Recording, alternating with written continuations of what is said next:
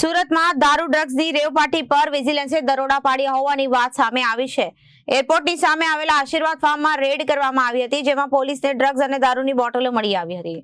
4 મહિલાઓ સહિતની 7ની પોલીસે ધરપકડ કરી અને સમગ્ર ઘટનામાં યુવતીએ સુરતની છે કે નહીં તે બહારની છે તે દિશામાં પોલીસે તપાસ શરૂ કરી છે।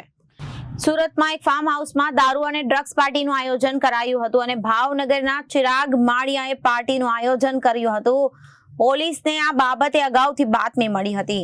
સ્ટેટ મોનિટરિંગ સેલે આ મામલે રેડ કરી હતી અને તપાસનો ધમધમાટ શરૂ કરવામાં આવ્યો હતો। ડ્રગ્સ અને દારૂ આપનાર 2 આરોપીઓ ફરાર છે। સ્ટેટ મોનિટરિંગ સેલ પોલીસ મથકે ફરિયાદ નોંધાઈ છે અને પોલીસે આ મામલે તપાસ કરી હતી। ફાર્મ હાઉસનો માલિક કોણ છે તે દિશામાં પણ પોલીસની તપાસ ચાલી રહી છે।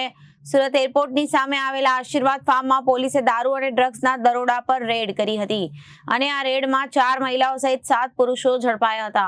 પોલીસને રેડ દરમિયાન 4 ગ્રામ 11 મિલીગ્રામ એમડી ડ્રગ્સ અને દારૂની ખાલી તથા ભરેલી 14 બોટલો મળી આવી હતી। ભાવનગરના ચિરાગ માળિયાએ કર્યું હતું કે પાર્ટીનું આયોજન કર્યું હતું તો ફાર્મ હાઉસ ભાડે આપવામાં આવ્યું કે કોઈનું છે તે દિશામાં પોલીસે તપાસનો ધમધમાટ શરૂ કર્યો છે। સુરત શહેરમાં દારૂ અને ડ્રગ્સની જાણે કોઈ નવાઈ ન હોય તેવું લાગી રહ્યું છે।